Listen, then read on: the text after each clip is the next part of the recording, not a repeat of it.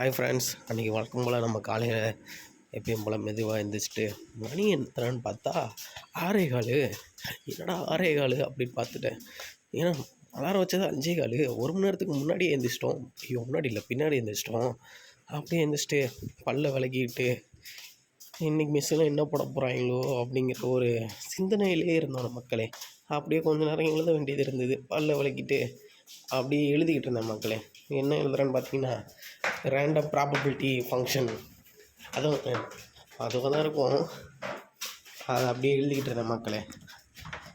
எழுத என்ன வந்துக்கிட்டே இருக்குது மக்களே. எழுத அப்படியே நம்ம எழுதி முடிச்சுட்டு வந்த இடம் தான் நம்ம எப்பயும் போல் வர இடம் தான். வேறு எதுவும் இல்லைங்க, மெஸ்ஸுக்கு தான் போகிறோம் சாப்பிட்றதுக்கு. அப்போது இன்றைக்கி எப்படி இருக்குது சாப்பாடுன்ட்டு நம்ம உள்ளே என்ட்ரானோடனே ஒரு பையனும் உள்ளே என்ட்ரு ஆகிட்டாங்க. தூரத்தில் பார்த்திங்கன்னா தெரியும், எல்லோரும் பிடிச்சி தள்ளிக்கிட்டு இருக்காங்க. அதனால் இல்லை, நம்ம ஃப்ரெண்டு தான். அப்படியே அவனுக்கு ஒரு பாயை சொல்லிட்டு தட்டில் என்னென்னு பார்த்தோம்னா இட்லி, அதுக்கு சாம்பார் ப்ளஸ் அது என்ன சட்னின்னு மட்டும் எனக்கு தெரியல. அது ஏதோ ஒரு சட்னி. என்ன சட்னி நண்பா அது?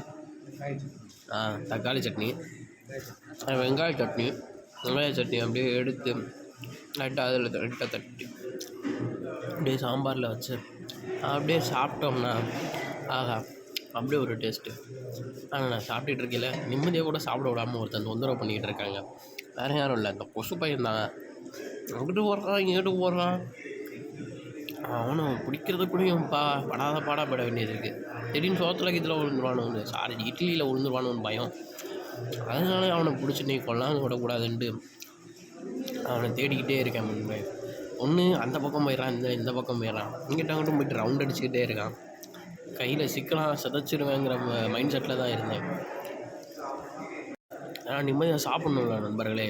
சாப்பிட்ற கூட நிம்மதியாக ஒருத்தன் விட மாட்டேங்கிறானா, என்ன பண்ணேன்? அது பிறகு கையில் அமைதியாக உட்காந்துருந்தான். இன்றைக்கி அவனை முடிச்சிடலாம் அப்படின்ட்டு பக்கத்தில் இருந்தேன் என் ஃப்ரெண்டை. பாடுறேன்பா, கொண்டு தாக்குவேன்பா அவனை அப்படின்னு சொல்லிகிட்டு இருந்தேன். என்னடா அவன் அடிதான், ஒரே அடி, அவ்வளோதான் முடிஞ்சு. அன்றைக்கி பார்த்திங்கன்னா நம்ம வழக்கம் போல் எப்பவும் போல் காலேஜுக்கு ஸ்மார்ட்டாக கிளம்பி அப்படியே போயிட்டு இருந்தோம். அப்படி போயிட்டுருக்கேன் நான் ஒரு சின்ன விஷயத்த மறந்தோம். என்னென்னு பார்த்தீங்கன்னா, ஒரு நோட்டை எடுக்க மறந்துட்டோங்க நண்பர்களே. ஒரு வழியாக அந்த நோட்டை எடுத்துகிட்டு மறுபடியும் குடுன்னு ஓடியே போய் மறுபடியும் கிளாஸுக்கு உட்காந்தாச்சு நண்பர்களே. எப்போ ஒரு வழியாக அந்த நோட்டை எடுத்துகிட்டு வர்றதுக்கு நம்ம படுற பாடம் இருக்குது. ஒரு நோட்டை மறந்து வச்சுட்டு வந்தோம்னா ரொம்ப பிரச்சனை தான். அந்த பீரியட் முடிஞ்ச பிறகு நாங்கள் வெளியே வந்தோம் நண்பர்களே.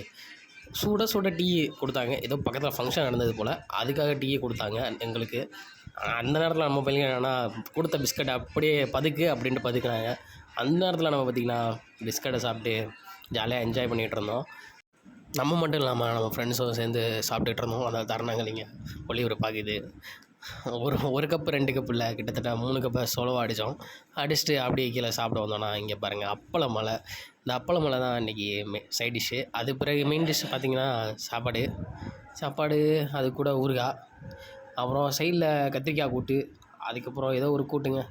இதை வச்சு இன்றைக்கி மத்தியான சாப்பாடை ஒட்டியாச்சு. அவ்வளோதான். ஸோ எப்பயும் போல் காலேஜை முடிச்சுட்டு ஜாலியாக வந்துக்கிட்டு இருக்கோம் மக்களே.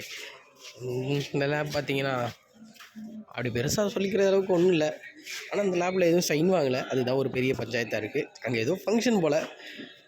அதை அப்படியே முடிச்சுட்டு நைட்டு சாப்பாடுக்கு வந்தோம். பார்த்திங்கன்னா இன்றைக்கி தேங்காய் சோறு போட்டிருந்தாங்க. அதுக்கு அப்ரூஃபாக அவ்வளோ பெரிய தேங்காய், வெஞ்சன உருளைக்கிழங்கு, அப்புறம் தேங்காயிலே ஒரு சட்னி வச்சுருந்தாங்க, தேங்காய் சட்னி. அது சாதத்தோடு கலந்துருக்கிறதுனால உங்களுக்கு தெரியாது. இங்கே வழக்கம் போல் ஒரு பைட்டை வச்சு எடுத்து பார்த்தோம். நல்லா தான் இருக்குது. அவ்வளோதான். இன்றைக்கி விலாக் இதோடு முடியுது நண்பர்களே. நாளைக்கு சந்திப்போம்.